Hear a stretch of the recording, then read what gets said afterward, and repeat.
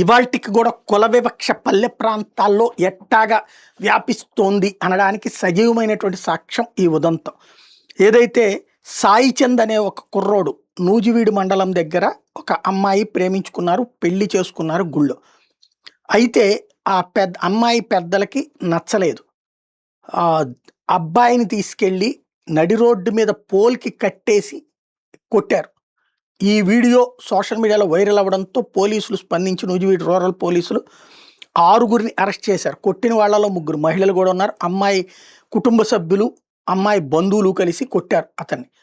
ఇది ఇప్పుడు కలకలం రేపుతున్నటువంటి అంశం. ఇక్కడ ఒకటి, ఇద్దరు మైనర్లు కాదు, ఇద్దరు మేజర్లే. పెళ్లి చేసుకునే వయసు ఉంది, అర్హత ఉంది.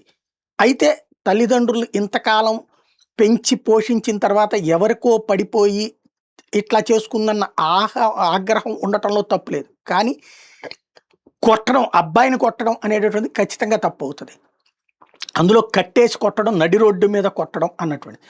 వాట్సాప్ స్టేటస్లో వీళ్ళ పెళ్లికి సంబంధించి పెట్టుకోవడంతో వాళ్ళకి చిన్న కూతురు కూడా ఉందట. చిన్న కూతురుని కూడా ఇట్లాగే లేచిపోయిందంటూ చుట్టుపక్కల వాళ్ళు కామెంట్ చేయడంతోనే ఆగ్రహంతో వాళ్ళు ఈ పని చేశారు అన్నటువంటి పోలీసులు ధృవీకరిస్తున్నారు. బట్ నడి రోడ్డు మీద కట్టేసి కొట్టినటువంటి వాళ్ళని ఎలా శిక్షిస్తారు? ఇక్కడ 2 కోణాలు. ఒకటి, తల్లిదండ్రుల ఆగ్రహం రూట్లో చూస్తారా, లేదా కుల వివక్ష చేసినందుకు ఆ రూట్లో చూస్తారా? ఇది తేలాల్సినటువంటి అంశం.